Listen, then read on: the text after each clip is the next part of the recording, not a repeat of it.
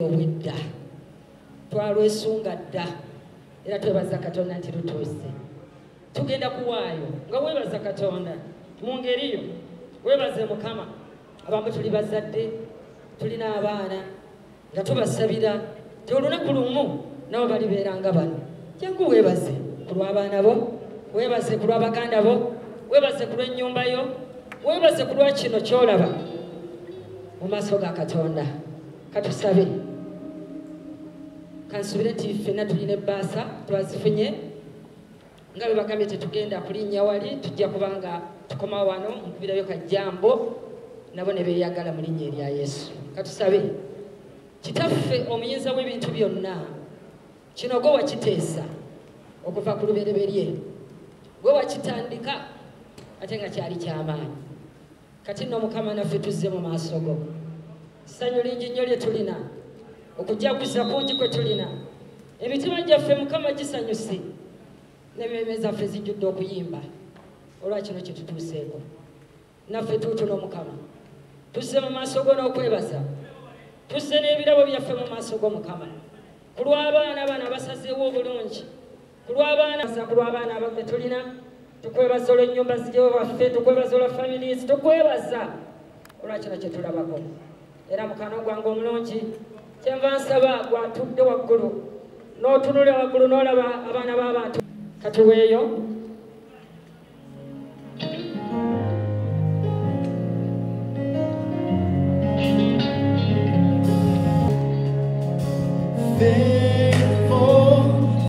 Keep him first. Never put the other one second, and you'll succeed. Congratulations.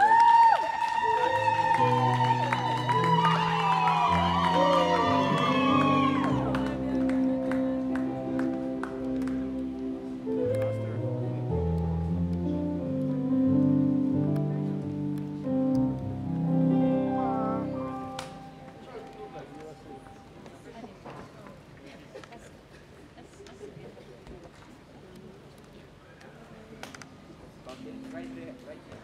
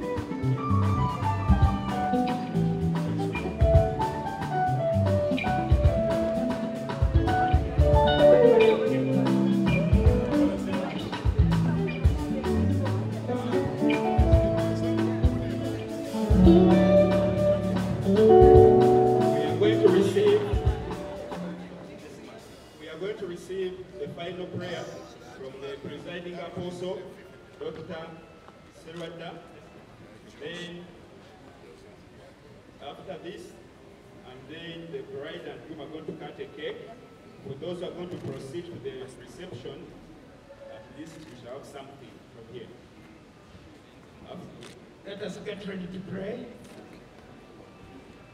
Let's sit down.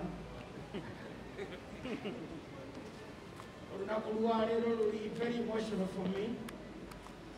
Kubanga mutabani waffe gwe bayita Joshua yatubbako erinnya nga tulaba eyamugatta yagamba, ladies and gentlemen, let me now introduce to you Mr. and Mrs. Serwadda. Netuwunga nze nomukyala Serwadda kubanga omulenzi erinnya yalibba. Today batwanjulidde omwami n'omukyala Ssenyonga kati bali abalala.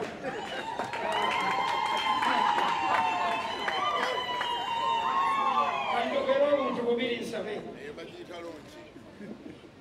Bayibuli eyogera mu Proverbs chapter 18 verse 22. He who finds a good wife finds a good thing and obtains favor of the Lord. Joshua, you found a good thing. Favor is on you. Kirese. Kijjo twalyanza kijjawo. Favor kati okuva kati. Yo.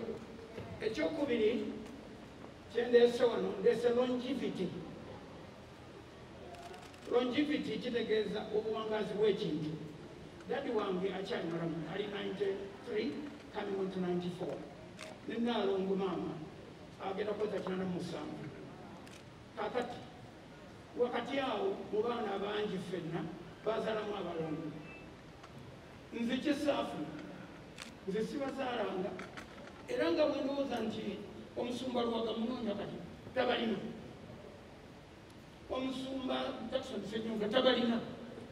Naye omukisa guli okugoberera abazzukulu gujja ku gwe tujja kuyita Ssaalongo lindo ojja ogenda okuleeta kye bayita Ssaalongo Ssenyonga ensewunde bulungi. Akasembayo ke kano Ssaalongo oli gwejogeddeko Daddy wange amaze emyaka 7 mu bufumbo, 70 years married, akyali mufumbo nakati. naffe ziri mukyalasalada emyaka giri 37 obanga ozanyisa emyaka 37 balamu gyolina oleka otegere 37 mingi okugimala ne mukwano gwo n'abantu ebyo ebigambo byendese nga nsaba Katonda yagamba Musa nti bw'onoosabiranga Isirayiri osabanga bw'oti tuzibirize amaaso tusabire. God said, the Lord bless you and keep you. May his face shine upon you, and may he be gracious to you. May the Lord turn his face towards you and give you peace. The Lord bless you and keep you. May his face shine upon you and be gracious to you. The Lord turn his face towards you and give you peace forevermore. Amen and amen.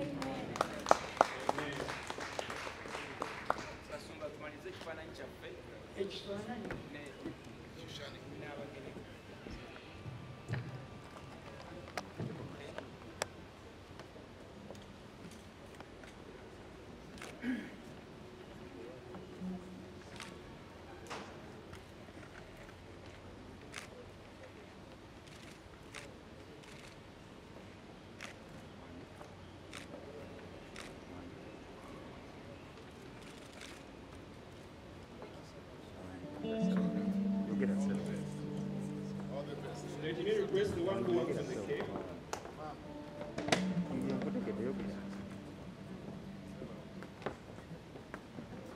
The person in charge of the cake, please.